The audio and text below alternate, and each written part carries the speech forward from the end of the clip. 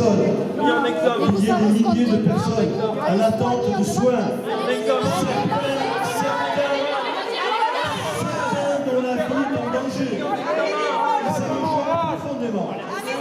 Ça me choque profondément.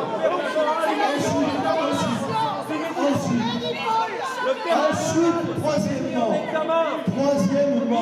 à partir du moment où il y a près de 2 mois qu'un conflit s'enlise et que j'ai dit que je comprenais les revendications légitimes des salariés, je l'ai dit, je l'ai écrit, c'est encore écrit ce matin. Je comprenais les revendications légitimes, je les connais les conditions de travail, je suis président de l'hôpital, je sais comment on travaille au sein de l'hôpital.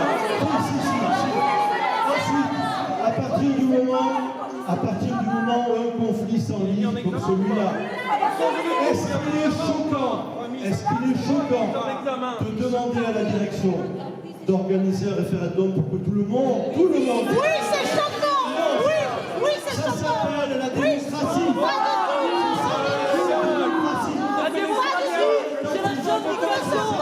La démocratie, c'est la syndication. Vous ne connaissez rien du droit du travail et de la démocratie sociale. Ça, c'est la démocratie. Vous le connaissez parfaitement, ça je le sais. Et moi je reconnais, je ne connais pas. Je connais, oui, c'est ça. Je suis en examen. 3 fois. Laisse cacoter les poules. Laissez cacoter. On est des poules. Venez les poules. On est des poules. Alors on va cacoter. Vous allez traiter d'un poule. Les poules. Oui, avec des poules.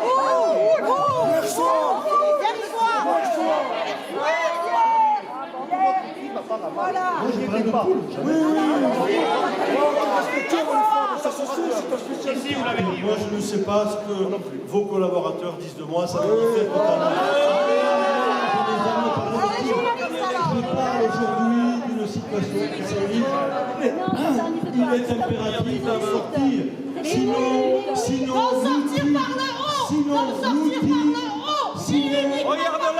Regardez-la dans le yeux. Regardez-la dans le yeux. Vous avez micro. Nous ne sommes pas en démocratie dans cette entreprise. Nous avons fait un trust.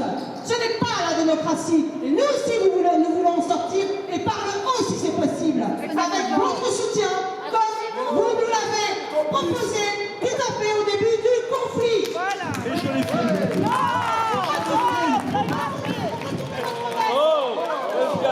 Retournez votre veste. Vous êtes versatile, ou alors vous êtes démagogue, ou alors vous êtes manipulé par ce groupe financier. Exactement. Je ne le connais même pas.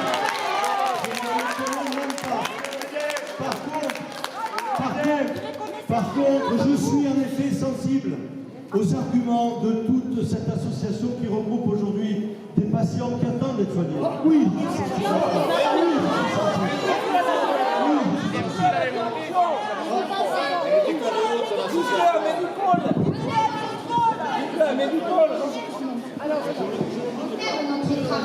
Regardez ce que c'est que la santé médicale. La santé médicale, ça va mieux. Avec combien de personnes? Regardez, 35 € à la chambre. Voilà la population. Avec pas de tout. Et des belles, Tout le monde ne peut pas payer 135 €. Voilà. Et bien voilà, c'est pour ça arriver bientôt. C'est pour ça qu'on est là. Mais c'est pour ça qu'on le dit. Est-ce que vous êtes d'accord avec Ça fait 60 jours qu'elle se calme. la prise de contrôle de la santé sur ce département par un groupe de cette importance qui va être fusionné avec un autre groupe qui s'appelle EPSAN et dont le siège social est au Luxembourg. Ça, c'est la santé que nous prépare Medipol. Et on aurait aimé, monsieur le maire, que vous soyez là pour défendre la santé publique et pour dire à ce groupe qu'il devait donner suite aux revendications. Parce que vous savez, aujourd'hui, sur quoi ils mégotent? Vous savez sur quoi ils mégotent? Sur 80 000 €. 80 000 €. Ils font 2 milliards, ils vont faire 2 milliards d'euros de chiffre d'affaires. Et ils mégotent sur ça. Eh bien, je dis, ces gens-là se contrefoutent de la santé publique. Ils le savent très bien qu'il y a 2600 interventions qui sont reportées. À chaque fois qu'on leur a dit, ils ont dit, c'est pas notre problème. Voilà. Ce n'est pas notre problème.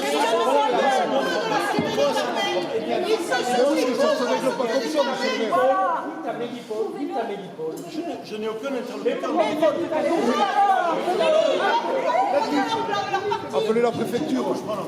Mais dans vos commentaires, c'est tel quel qui sont interprétés. On va laisser parler Karine. Oui, mais contre les salariés. va laisser parler Karine. Vous devrez prendre le parti des soignants. Prenez le parti des soignants. On va laisser parler Karine là. On a une heure. Parce que hier, je n'ai pas pu vous communiquer mon ressenti. Et donc, Elle était présente à la soirée voilà, de voilà. Donc, je voulais répondre par rapport aux propos que vous avez eus concernant les grévistes qui sont manipulés par la CGT. Ça laisse songeur.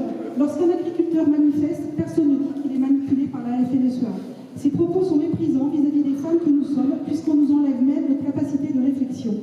Vous avez l'air d'oublier que lorsqu'il y a un conflit, ce sont les syndicats qui négocient. Pourquoi en serait-il autrement à table? La CGT est le seul syndicat présent sur le mot, c'est donc derrière elle que se sont tournés les salariés. Depuis le début du conflit, des palabres, ici et là, évoquent la composition de notre délégation. Tout le monde souhaiterait que nous, soignantes, soyons représentés sans syndicat, ce qui revient à nous présenter autour de la table pour nous faire bouffer tout cru par ce monstre de la finance. Nous avons été majoritairement présentes en délégation lorsqu'il a fallu défendre nos conditions de travail. En revanche, lorsque les négociations portaient sur les salaires, pour mémoire, lorsque le préfet de région évoquait sur les conseils du médiateur de la République une prime annuelle de 800 € lorsque la direction proposait 200, on nous a imposé seulement 4 représentants. Aucune de nous ne passe ses soirées à potasser le code du travail et à engloutir des grises d'indices de points de coefficient. Je sais juste que je gagne, que je perds à peu près entre 200 et 400 € par mois de moins que n'importe quel de mes collègues du public ou du privé à ancienneté égale et à diplôme égal. Et cela, ce n'est pas la CGT qui me l'a appris.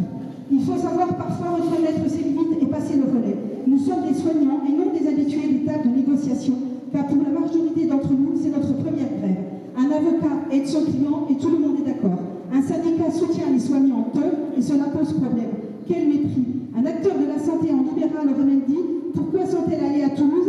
Elles feraient mieux de faire des crêpes pour essayer pour rallier la population à leur cause. » Des femmes dénuées de réflexion, propres, qui ont leur place derrière les fourneaux. Voilà.